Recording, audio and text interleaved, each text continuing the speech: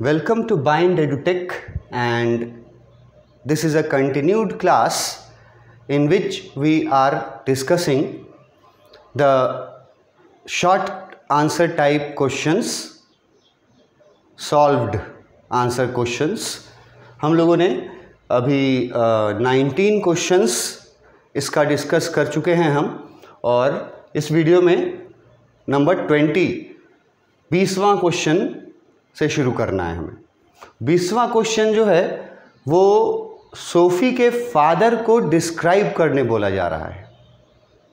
Describe Sophie's father. तो Sophie के father के बारे में जितना भी बात पूरा स्टोरी में बताया गया है, जितना भी बात सोफ़ी के फादर के बारे में, उसमें से चुन चुन करके उन बातों को लिखेंगे जितना नंबर का ये क्वेश्चन पूछे। अगर मान लो ये क्वेश्चन जो है ये 2 नंबर का भी हो सकता है, ये क्वेश्चन जो है वो 3 नंबर का भी हो सकता है। डिस्क्राइब सोफ़ीज़ फादर 3 नंबर का भी क्वेश्चन हो सकता है, और हो सकता है ये 4 नंबर के कैटेगरी में भी पूछ दे। तो नंबर के कैटेगरी के अनुसार आंसर का लेंथ जो है वो कम और ज़्यादा करना पड़ता है। 2 नंबर का क्वेश्चन है तो उसके लिए 30-40 वर्ड्स हैं, 3 नंबर का है तो 50-60 हो गया, 4 नंबर का है तो 60-80 हो गया। वर्ड्स ही बढ़ाते घटाते जाते हैं हम लोग नंबर्स के अकॉर्डिंग।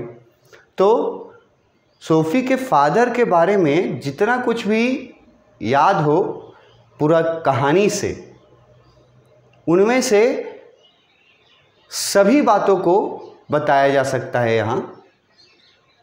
ये डिपेंड करता है कि कितने नंबर का क्वेश्चन है, तो उनमें से छांट करके सेलेक्ट करके और उन बातों को बताया जाए जितने नंबर का क्वेश्चन पूछा गया। ठीक है, तो ये क्वेश्चन का जो आंसर हम लोग बनाए हैं वो 2 नंबर, 3 नंबर या 4 नंबर के कैटेगरी तीनों के लिए आपको मदद करेगा। चाहे 2 नंबर का पूछे, 3 नंबर का पूछे या 4 नंबर का पूछ दे ये क्वेश्चन। Describe Sophie's father. तो पहला लाइन शुरू किया है, सोफ़ी के फादर के फेस के बारे में बताया है। ठीक है, टेक्स्ट बुक से वर्ड यूज़ किया आंसर में और लिखा है प्लम्पी फेस।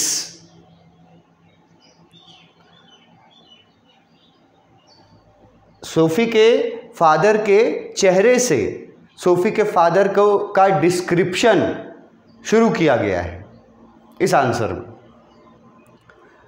बट आप आंसर की शुरुआत इस बात से भी, इस सेंटेंस से भी कर सकते हैं कि सोफ़ी के फादर एक हार्ड वर्किंग मैन थे। ये भी यहाँ से भी शुरुआत की जा सकती थी कि पहले उनके हार्ड वर्किंग होने को हाईलाइट कर दो, और उसके बाद फिर उनके चेहरे के बारे में, फिर उनके फिजिक के बारे में आओ, उनके स्वभाव के टेम्परामेंट के बारे में बताओ। तो स्टार्टिंग वहाँ से भी हो सकता था कि Sophie's father was a hard working man. Sophie के फादर के फेस को बोला है प्लम्पी फेस। अब ये प्लम्पी वर्ड जो है ये टेक्स्ट बुक का वर्ड है।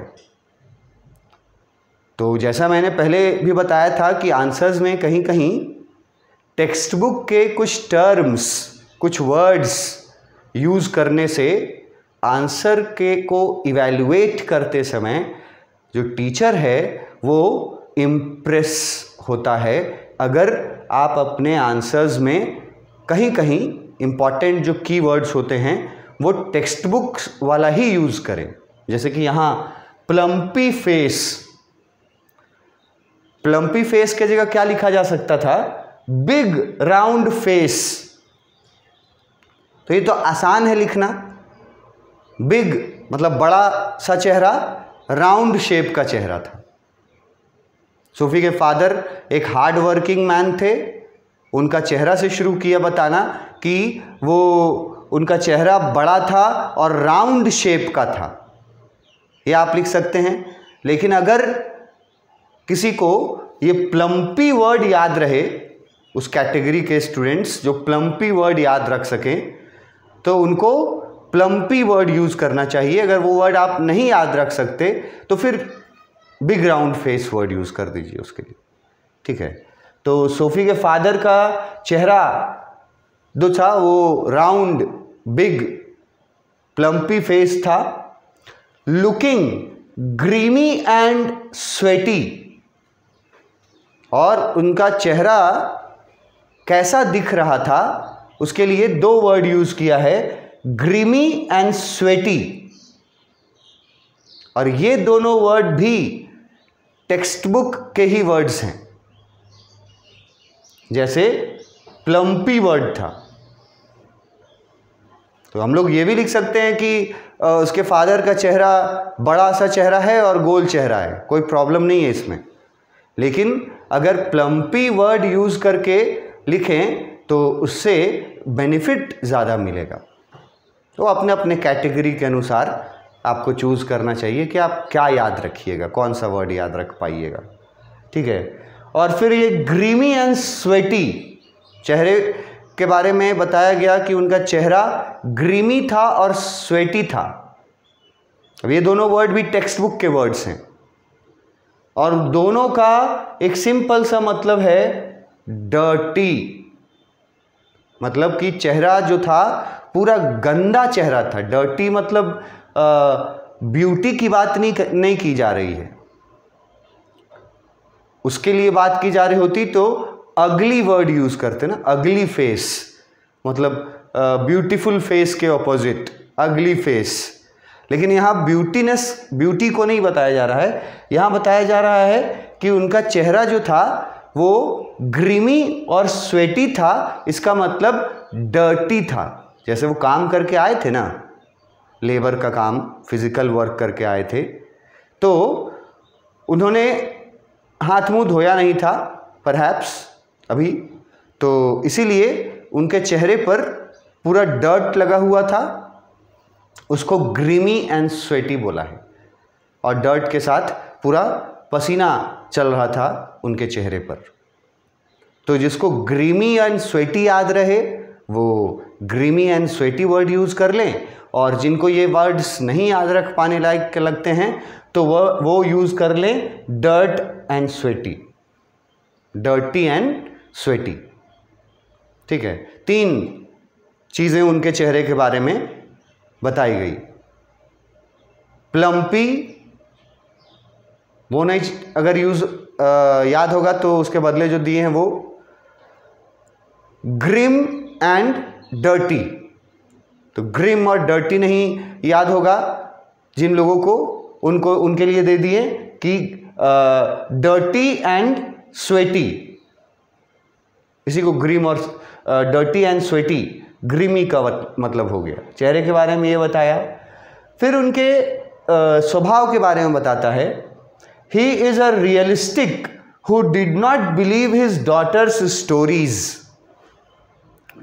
वो सोफी के फादर के बारे में ये भी पता चला है हमें इस स्टोरी के दौरान कि वो रियलिस्टिक आदमी थे और सोफी को, अपनी बेटी को अच्छे से जानते थे और ये जानते थे कि उनकी बेटी जो है सोफी वो आउटस्पोकन है और डे ड्रीमर है।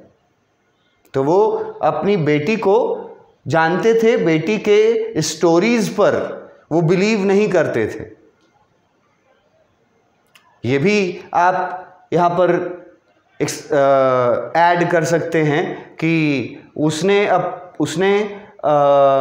सोफी को उसके डैड ने बोला था कि वार्निंग दिया था कि सोफी अगर तुम इसी तरह से जो इमेजिनेशन वाला जो बात है वो तुम अगर झूठा चीज़ तुम लोगों को बोलते चलोगी तो ये जो तुम्हारा फैसिनेशन है, फैंटेसी है, ये फैंटेसी तुमको किसी दिन भारी मुसीबत में डाल सकती है। ये वार्निंग भी दिए थे उसके फादर।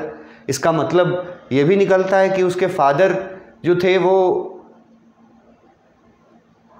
केयरलेस स्वभाव से नहीं थे, मतलब इन द सेंस कि बेटा बेटी या जो उनके चिल्ड्रन थे वो उनके प्रति मतलब डेडिकेटेड थे और वो अपना फ़र्ज़ जो होता है वो निभा रहे थे। जैसा कि हम लोगों को स्टोरी में पढ़ने को मिला कि वो सोफ़ी को डांटते भी हैं और वार्निंग देते हैं कि तुम इस तरह की अगर झूठी बातें लोगों को सुनाती चली, wild stories, then you will have to face some problem someday. वहाँ से केयरिंग लगता है, समझाने वाले सेंसिबल हैं, ठीक है। अपने बेटी के स्टोरीज़ को वाइल्ड स्टोरीज़ बोलते हैं, मतलब बिलीव नहीं करते हैं। He loves watching football. फिर सोफ़ी के फादर के फुटबॉल का क्रेज़ होने का बात बता दिया गया कि वो फुटबॉल लवर थे। And goes after the match to be a pub to celebrate the victory. और फुटबॉल फैन या फुटबॉल क्रेज़ी होने का ये भी एक इंसिडेंट इसी स्टोरी में बताया गया है कि जब यूनाइटेड का मैच देख करके वो वापस आ रहे थे तो सोफ़ी, जॉफ और डेरेक ये घर आ गए थे, पर सोफ़ी के फादर घर नहीं आए थे। वो पब चले गए थे to celebrate the victory of united team.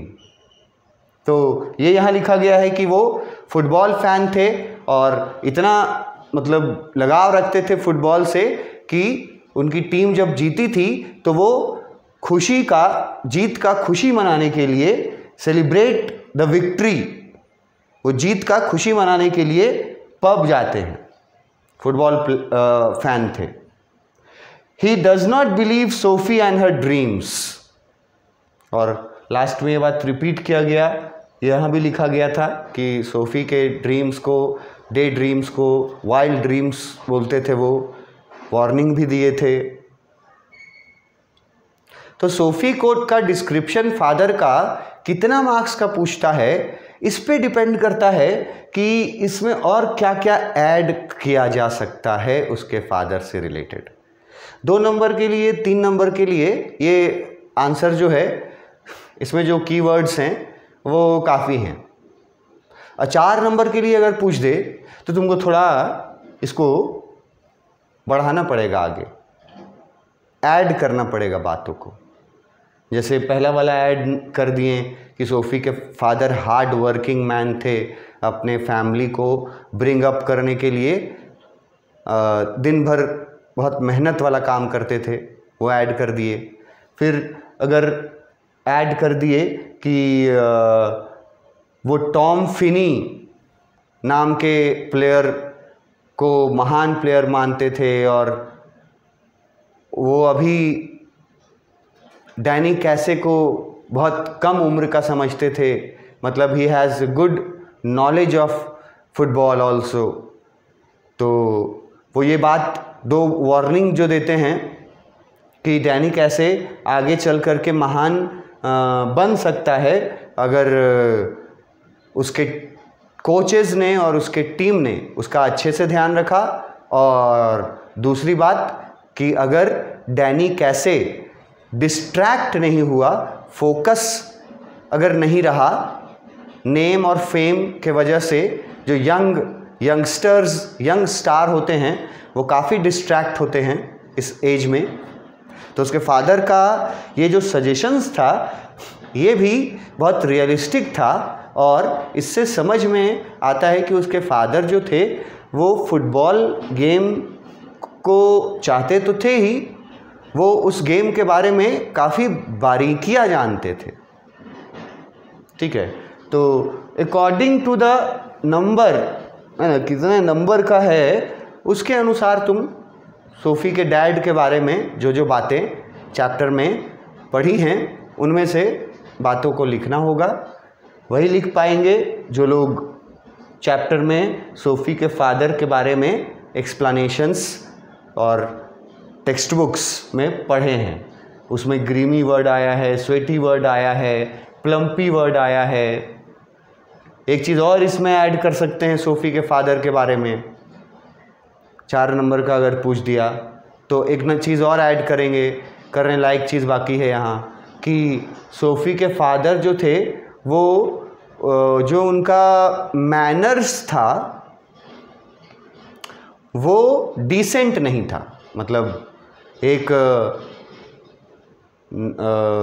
एक पढ़ा लिखा, एक एडुकेटेड सोसाइटी के लोग जैसा मैनर्स नहीं था उनके पास। ये कैसे पता चला?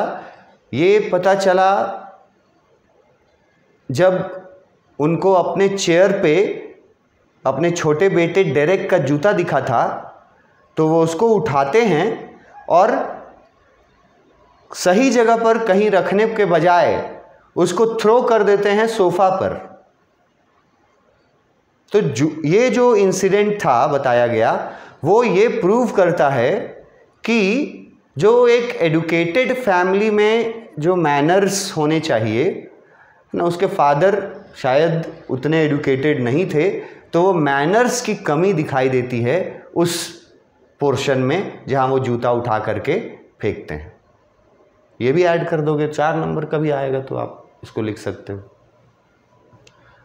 Next question, question number 21। ये भी बहुत अच्छा क्वेश्चन है। Did Joff keep his promise to Sophie? Did Joff keep his promise to Sophie? मतलब सोफी ने जॉफ से कुछ प्रॉमिस करने को कहा था। क्या जॉफ ने वो प्रॉमिस पूरा किया या नहीं किया? ये क्वेश्चन है। तो पहले तो चैप्टर गोइंग प्लेसेस जॉफ और सोफी का नाम देख करके समझ जाएंगे। उसके बाद जो लोग चैप्टर के थ्रू गए होंगे एक्सप्लेनेशन में, वो लोग उस पोर्शन में आएंगे जहां जैंसी आती है मिलने सोफ़ी से और जो बात बताती है सोफ़ी को, पूछती है, उस बात को सुन करके सोफ़ी स्टार्टल्ड रह जाती है। स्टार्टल्ड वर्ड वहाँ यूज़ किया था कि घबरा भी जाती है और सरप्राइज्ड भी हो जाती है। वहाँ से ये क्वेश्चन पूछा गया है कि क्या सोफ़ी ने जो बार बार रिक्वेस्ट किया था जॉफ से कि प्लीज़ ये बात किसी को नहीं बताना, प्लीज़ आई इंसिस्ट, तो ये जो बार बार रिक्वेस्ट किया था प्रॉमिस को सीक्रेट रखने का, क्या उसके भाई ने वो प्रॉमिस सीक्रेट रखा? तो पहला हाँ या ना में जवाब उन लोगों के दिमाग में तुरंत आ जाएगा जो लोग चैप्टर पढ़े हैं लाइन बाय लाइन, कि क्या उसके भाई ने वो प्रॉमिस रखा था। उनके मन में जवाब आ जाएगा ना, नहीं रखा था। अगर रखता तो फिर जैंसी को कैसे पता चलता? बताया गया कि जॉफ ने वो चीज़, वो घटना फ्रैंक को बताया। फ्रैंक जो कि जैंसी का भाई था, तो फ्रैंक ने जैंसी को बताया और फिर उसके बारे में इंक्वायरी करने के लिए जैंसी आ जाती है सोफ़ी के पास। तो इसका मतलब है कि उसने सोफ़ी का सीक्रेट, वो जो प्रॉमिस था, वो नहीं रखा। तो क्वेश्चन पूछा क्या रखा? पहला लाइन में आंसर दिए, Joff did not keep his promise to Sophie, कि नहीं, जॉफ ने सोफ़ी का प्रॉमिस जो है वो नहीं रखा। जॉफ टोल्ड फ्रैंक, जॉफ जो है वो फ्रैंक को बता दिया about Sophie's meeting with Danny Casey at the Royces, और फ्रैंक ने फिर वो किसको बता दिया, जैंसी को बता दिया, और जैंसी ने आकर के सोफी से सवाल पूछना शुरू कर दिया कि ये तुम लोगों को कौन सी कहानी बताते चल रही है। तो इससे ये जवाब बना है कि Joff did not keep his promise to Sophie. Sophie को जो प्रॉमिस किया था वो जॉफ नहीं निभाया, मतलब प्रॉमिस किया नहीं था, सोफी ने जो प्रॉमिस करवाया था मतलब अपने तरफ से, जॉफ तो बोल रहा था कि बिलीव ही नहीं करता है। पर सोफी बार बार उसको बोलती है कि please promise me Joff, you will tell no one about it. तो क्या उस प्रॉमिस को रखा जॉफ ने? नहीं। जॉफ ने वो फ्रैंक को बता दिया जो जैंसी का भाई था, और फ्रैंक ने अपनी बहन जैंसी को बता दिया। इसका मतलब है कि वो सीक्रेट नहीं रखा, और जैंसी आ जाती है इंक्वायरी के लिए। However, Joff did not reveal the supposed date of Sophie with Danny Casse. लेकिन पहले तो सोफी को जैंसी के मुंह से जब ये बात पता चलती है तो सोफी जो है वो तो बहुत मन ही मन कोसती है अपने भाई को, जॉफ को, कि डैम जॉफ, ये तुम्हारे लायक सीक्रेट रखने लायक बात था, ये जैंसी के जानने लायक बात नहीं था। मतलब उसको गुस्सा भी आया था भाई पर, जॉफ पर।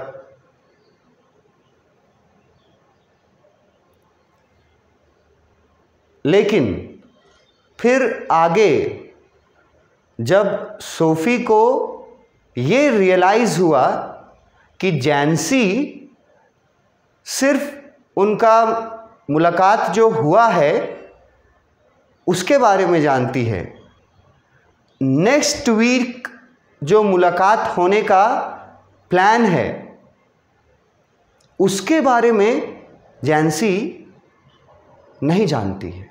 ये जब रियलाइज़ हुआ सोफ़ी को, तो सोफ़ी थोड़ा रिलैक्स्ड महसूस की थी।